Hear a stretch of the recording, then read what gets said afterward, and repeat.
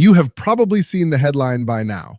Hantavirus cruise ship outbreak. 8 cases, 3 deaths, a confirmed Andes virus cluster linked to the MV Hondius cruise ship. But here's the part that should stop you for a second.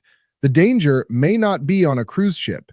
It may be in a garage you have not opened in months, a cabin you plan to clean this weekend, a basement you keep ignoring, a shed where rodents may have been living quietly all winter.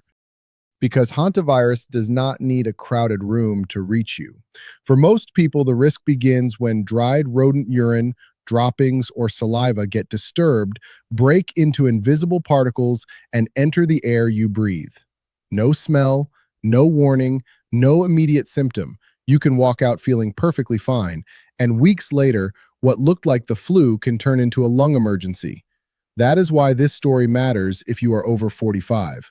Not because you should panic, because you may be the person cleaning the exact space where exposure happens. At Dr. Mason Senior Health, I want you to understand the real risk before you touch the wrong dust.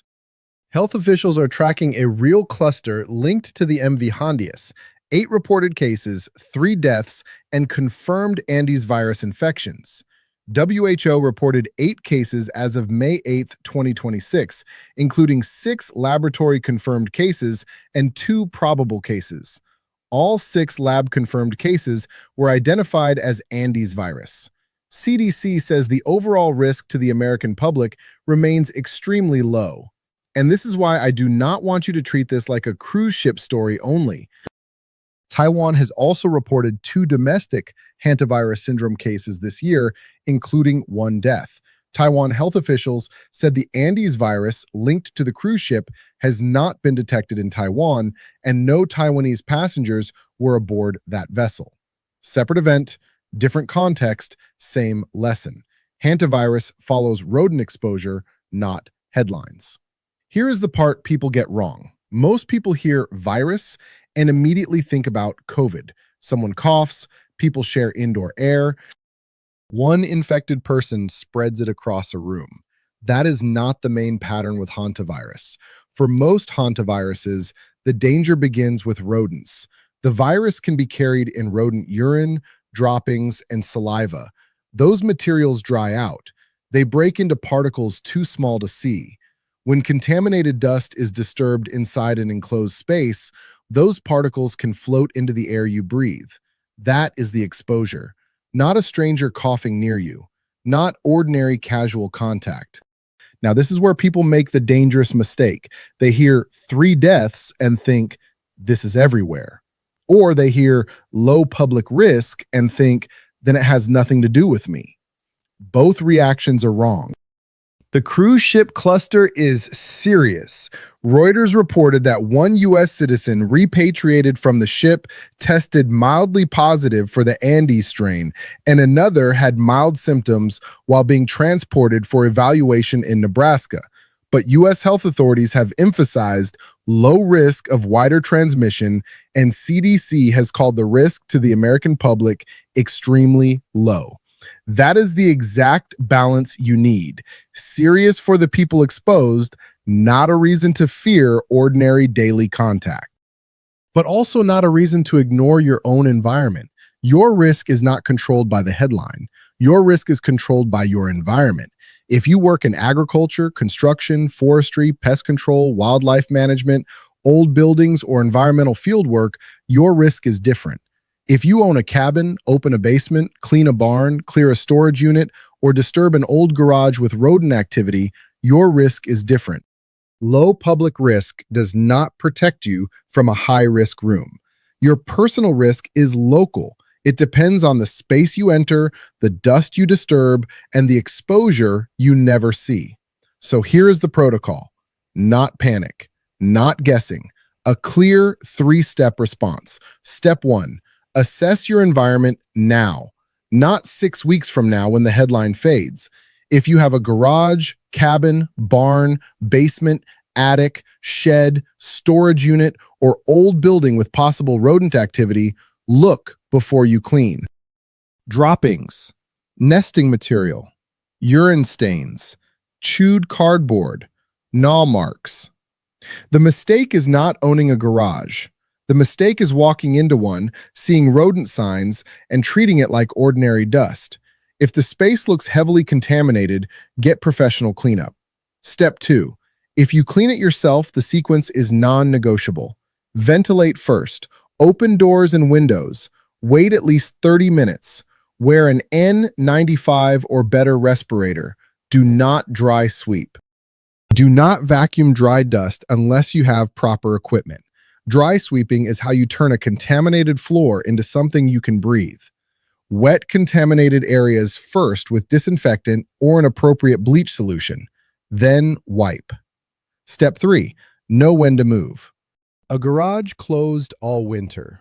A cabin unopened for months. A barn. A basement. An attic. A storage unit. A shed. You move boxes. You sweep. You shake out old materials. You open a sealed room and stir up dust you cannot see.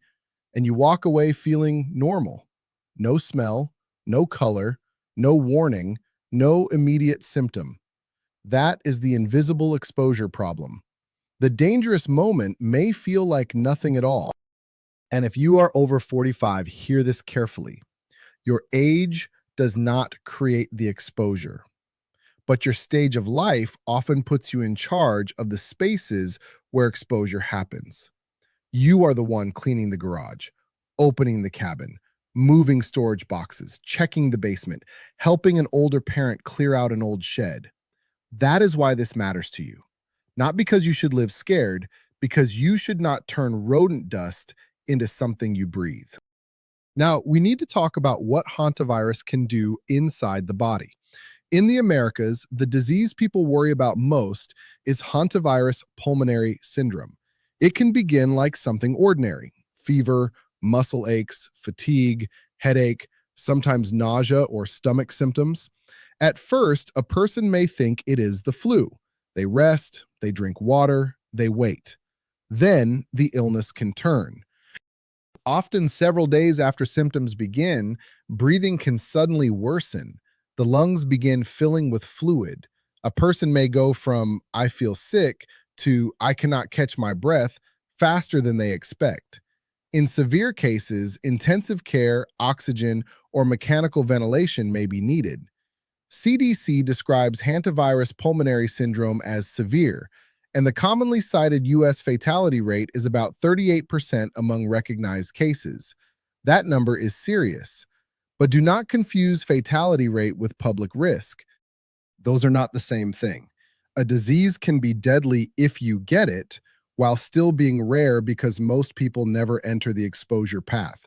So do not panic over every headline, but do not ignore the pattern. If you develop fever, major muscle aches, unusual fatigue, and then worsening shortness of breath within 1 to 8 weeks after possible rodent exposure, do not sit at home assuming it is just a cold. Get medical care and say clearly, "I may have breathed dust from a rodent-contaminated space." That sentence can change what your doctor tests for first. If within 1 to 8 weeks after possible rodent exposure, you develop fever, major muscle aches, unusual fatigue, and then progressive shortness of breath, do not wait at home. Do not assume it is just influenza. Go to urgent medical care or an emergency room and say clearly, "I may have been exposed to rodent-contaminated dust." Without that exposure story, the early symptoms can look like many other illnesses. With hantavirus pulmonary syndrome, once breathing worsens, the window can become a matter of hours, not days. So let's bring this back to what actually matters. You do not need to cancel your life. You do not need to fear every crowded room. You do need a sharper filter. If the headline involves hantavirus, do not ask only how many people died. Ask, where did the exposure happen? Was there rodent contamination? Was it an enclosed space? Was dust disturbed? Was there close contact with a symptomatic Andes virus case? Those questions separate fear from intelligence. And here is the Dr. Mason rule. A headline tells you what happened to someone else. Your environment tells you what could happen to you. Before this headline disappears from your feed, check the one enclosed space you have been avoiding: the garage, the cabin, the basement, the shed, the storage unit, the barn. If there may be rodent activity, do not panic. Inspect it carefully, clean it correctly, and if symptoms appear after a possible exposure, move early, not late.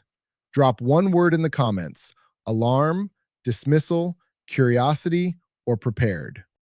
If this gave you context instead of fear, share it with someone who has only seen the headline.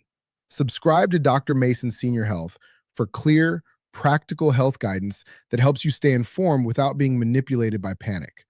Stay informed, stay rational, and take your health seriously.